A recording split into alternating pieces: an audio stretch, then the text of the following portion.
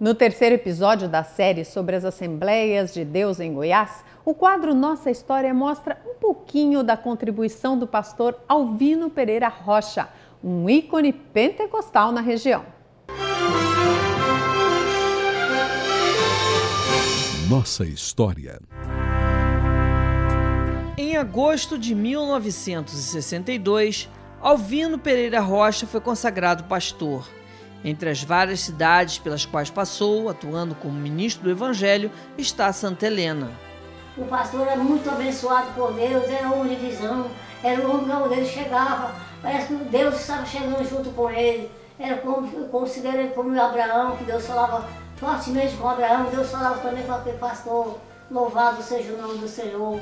Pastor Jonas Alves de Souza concluiu a obra do atual templo em Santa Helena com incentivo do colega de ministério. Como homem, às vezes a fraqueza tomava conta e vinha-me a ideia de que nós talvez não daríamos conta de concluir aquele grande empreendimento, e eu sempre tinha uma palavra de incentivo da parte do meu amigo, companheiro, pastor Alvino, e com aquela força da palavra, da oração e companheirismo, tivemos êxito e concluímos a construção. Em 12 de abril de 1968, pastor Alvino Pereira Rocha assumiu a presidência da Assembleia de Deus em Rio Verde. Ele foi um dos fundadores da Convenção Cadesgo. Em 5 de maio de 2010, ele partiu à eternidade e o filho assumiu a presidência da igreja. Eu nasci, meu pai já era pastor, com 2 anos de idade mudamos para Rio Verde e sempre meu pai nos ensinou o caminho em que deveríamos andar desde pequeno, como diz a Bíblia, e sempre nos incentivando a ir à escola dominical, aos cultos de ensino, a ser dizimista, enfim. Meu pai foi um exemplo de pai, um exemplo de amigo. A esposa descreve o perfil do obreiro que deixou um bom exemplo cristão.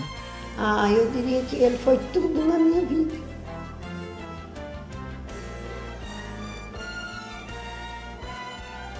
Ele foi muito bom marido, muito bom pastor, porque tem uns irmãos aí que não tem nenhum que reclama dele, nenhum. Até aqui, ele era muito honesto nas coisas de Deus, nas coisas materiais, tudo ele era muito honesto, muito bom. A gente não tem nem explicação para falar.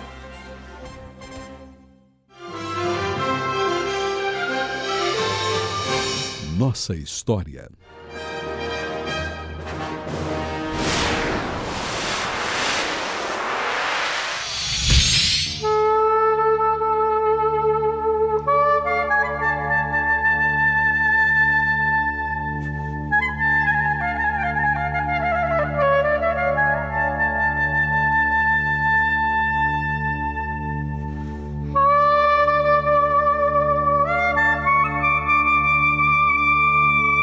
Conheça o outro lado da história.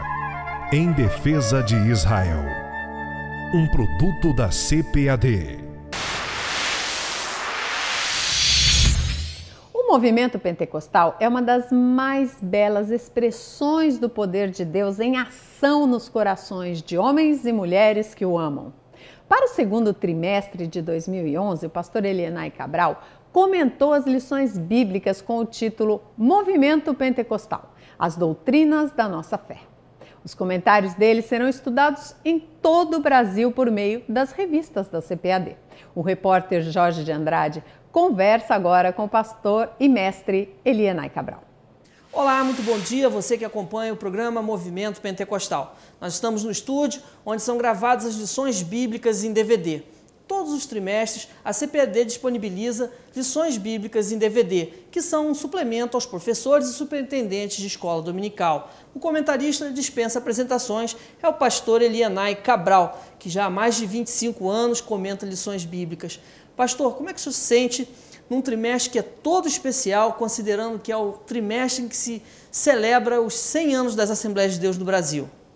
Sem dúvida alguma, eu me sinto privilegiado e abençoado por Deus, porque tenho a oportunidade de compartilhar com todo o Brasil, com as escolas dominicais, com professores e alunos, aquilo que nós pensamos em termos de teologia pentecostal. E não apenas de teologia, mas história, tradição, envolvendo exatamente aqueles valores que nós defendemos como elementos vitais para que o movimento pentecostal seja e tenha a importância que tem. Pastor Elianai Cabral, estive folheando as revistas e percebi que a lição de número 1 trata sobre a pessoalidade do Espírito Santo. Por que muitas pessoas não compreendem esse assunto tão importante da teologia pentecostal? Um dos aspectos importantes da doutrina do Espírito Santo é fortalecer o fato de que o Espírito Santo não é uma mera força. E a ênfase que o movimento pentecostal dá ao Espírito Santo é exatamente pelo fato que nós não tratamos como uma força que se pega no ar, mas tratamos como uma pessoa que nos trata como pessoa. Interessante que o senhor trata de dons espirituais. É outro assunto também que causa muita polêmica. Quando nós podemos saber que é de fato um dom espiritual ou uma simples manifestação da vontade humana? Naturalmente, a atualidade dos dons espirituais é uma realidade negada por alguns grupos evangélicos tradicionais, que entendem que isto ficou apenas para a história. Por outro lado, nós entendemos de que a manifestação dos dons espirituais tem a ver com o conhecimento que o crente deve receber através do ensino da palavra de Deus para saber como exercitar o seu dom. E naturalmente as diferenças ou distinções para se compreender o que é um dom, o que é uma mera manifestação, existe um dom espiritual que ajuda na compreensão disto, que é o dom de discernimento de espíritos.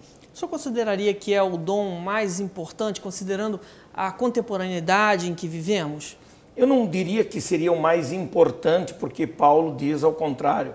Paulo diz que o dom da profecia é o mais excelente dom, mas eu diria que ele é um dos mais importantes, porque ele é o ponto de equilíbrio para se entender as várias manifestações. Se você não frequenta a escola dominical, é muito importante que você participe. Isso porque neste trimestre as lições bíblicas da CPAD tem uma lição muito específica que vai trazer muito esclarecimento. Aliás, pastor Elianai Cabral, estudar sobre os símbolos do Espírito Santo e as manifestações dele é uma riqueza profunda. Em que o crente, aquela pessoa que está acompanhando o nosso programa, que vai frequentar a escola dominical, vai ser acrescido quando estudar sobre este tema? A grande verdade doutrinária sobre os símbolos e figuras representativas do Espírito Santo está no fato de fortalecer aquelas figuras que representam de fato as ações do Espírito Santo. O Espírito Santo não é um símbolo, mas os símbolos representam ações do Espírito Santo. Então, quando o crente conhece, ele evita banalizar o Espírito Santo com aquelas figuras estranhas e exóticas que, lamentavelmente, o neopentecostalismo costuma explorar de forma equivocada em termos de teologia pentecostal. Pastor Elianai Cabral, por falar nesse assunto, o que não é o batismo com o Espírito Santo? Não é regeneração, não é perdão de pecados, nem é o batismo no corpo de Cristo.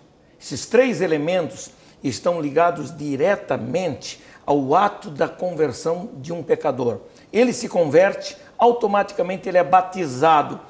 A palavra batismo aí é uma figura representativa da entrada do crente na vida da igreja. Isso não é batismo com o Espírito Santo. Batismo com o Espírito Santo é algo